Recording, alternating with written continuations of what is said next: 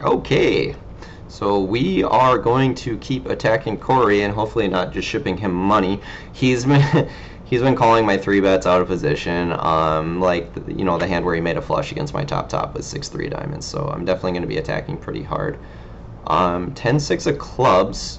If Lenug folds, I might three bet. I'm kind of like 50-50 on it. I'm definitely not just folding. But if Lenug calls, I'm not going to be three betting. And he three bets. Um, Four betting's bad against Lenug in this spot. I think calling is quite fine though. Being in the middle, there's just a lot I can accomplish with this hand. A lot I can represent by smoothing as well. I don't think Lenug is gonna. Okay, Lenug's definitely got a strong range. I'm just gonna fold. At worst, he had probably two overs and a flush draw, I'm sure, or maybe king queen. At like very worst. And a lot of the time, you know, he had ace jack or queens, kings, or aces in that spot. And I don't really see him checking. Oh, he leads for 50. That's really strange. I would definitely put Lenug on a strong range still. Queens, kings, aces, ace jack, maybe even a flop set. I don't think he would fold to like a raise or a shove ever, and I hope Pook Nasty isn't thinking of it. Okay. Pook leaves. Couldn't handle the heat. I'm not going to be leaving. I'm going to continue to try. I'm going to try and pretty much get in some good spots against Lenug here. It's unfortunate that, you know, I finally finally had time to put out an online video again, and now we're just getting beat up hard. But hopefully I'm talking through the situations correctly and showing you guys why I'm doing things, and in the long run they should definitely work out. I can almost promise you they will work out if you are thinking properly. Our dynamic is just too terrible. Other situations I would definitely be wanting to bet the Jack 7-6 board, planning the two barrel. Against Romeo I would, and against Lenug it just sucks. It's like I'm gonna lose this every time because he's gonna have any sort of pair. He could have a hand as bad as like 4-6 offsuit right now. But given dynamics, I'm just gonna check down and lose with ace high here, which I guess I'm not happy about, but it's just gonna happen. I'm gonna just. So whenever you set up a crazy aggressive dynamic where someone never believes you, oh wow, and you see he calls in a raise out of position with queen 3, and he's still let me win, which should have never happened. But anytime you set up a dynamic where someone thinks you're crazy nutball, you eventually want to slow down without them realizing, and then just get maximum value every time you have a real hand.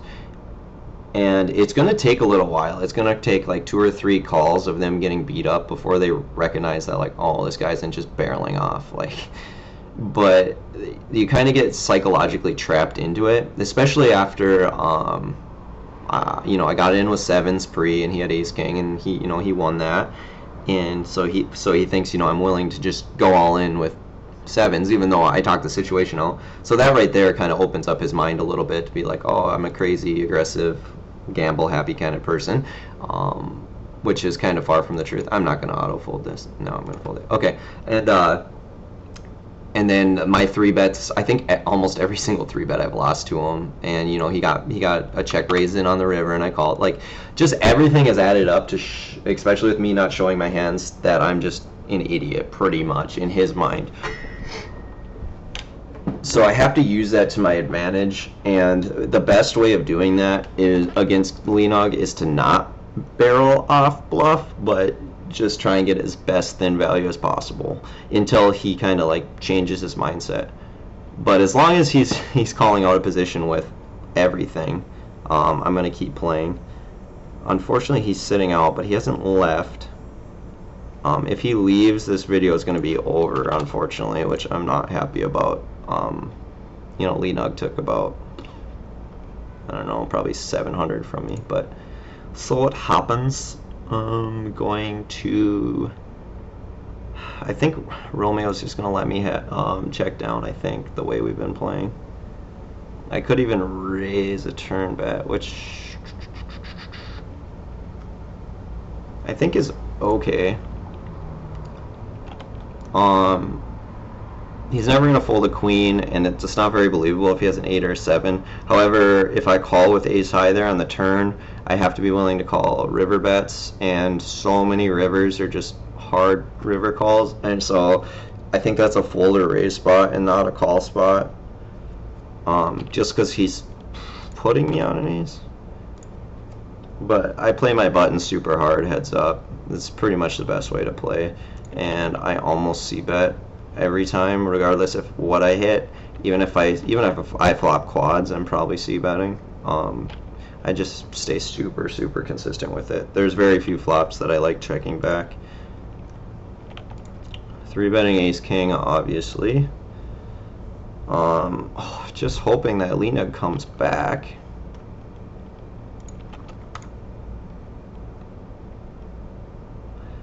I'm going to put out when I get back from Spain. I'm going to put out a few sit and go videos for those of you who really enjoy sit and goes. I'm going to put out some MTT videos. I'm going to put out some smaller stake hold'em and PLO videos. Like I'm really going to try and push out one Splash That Cash video a week at least, and then also the live videos that my guy is editing will come out every Wednesday, one a week. So I'm really excited about that process, and I think I can raise for value. So the reason I raise here is because a club's probably not going to fold, a straight draw is probably not going to fold, and a jack is probably just going to call. And a queen jack in this spot, I can get a lot of value from worse jacks. Jack 9 is in his range, Jack 10 is in his range, and the way it's been playing, I can get some value. He shouldn't have king jack or ace jack too often. He might, but I think I should be betting. Okay, and I win. The reason I raise in a spot like that is because he can put me on draw raises on the turn, like semi bluffs. And that's why you can get a lot of value for top pair in spots like that, on raises, on turns, especially. Anytime it's a draw heavy board, and this is some good advice, against a better player, you can get thinner value on draw heavy boards if you raise, because they're going to put you all, on a misdraw, basically a misdraw or a really big hand, so, and the majority of the time if they have showdown value, they're going to lean towards the misdraw route, to be honest. Obviously I'm c-betting still with aces. I'm surprised Lennox hasn't come back, and I wonder how long Romeo is going to play me for. We'll see. E-deuce of clubs. I was actually willing to 3-bet that hand. Super aggressive in heads-up matches. 7-deuce, I'll just give it to him, I guess.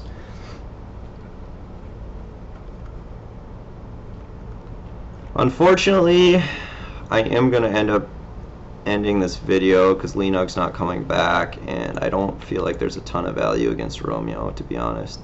I'm probably going to try and find a PLO game. There's no reason to fold here, and not a ton of reason to 4-bet because he min raises. Putting myself in a lot of horrible spots, I believe, if I raise that flop. He could just, he could turn 2 overs into a huge bluff spot. I don't think that he can call with worse here on his min raise 3-bet. I just don't think I can get a ton of value. I might as well just check and bluff river. He shouldn't have a 5 too often. That'd be really strange. What can he hero call with, though, is the question. I guess I should be betting, hoping that he can hero call. I just don't know why he'd 3-bet. Check. Ugh, not super happy about this bet, actually.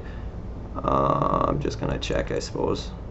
Okay, the reason I do that, I'm thinking about his min raise check pre, and then like what that would be, and then what he could call with on the river, especially when I call flop. Like, what am I bluffing, or you know what I mean, like what am I representing? And he could check raise bluff river, and I'm in a bad spot. Okay, he just did it with Jack 10.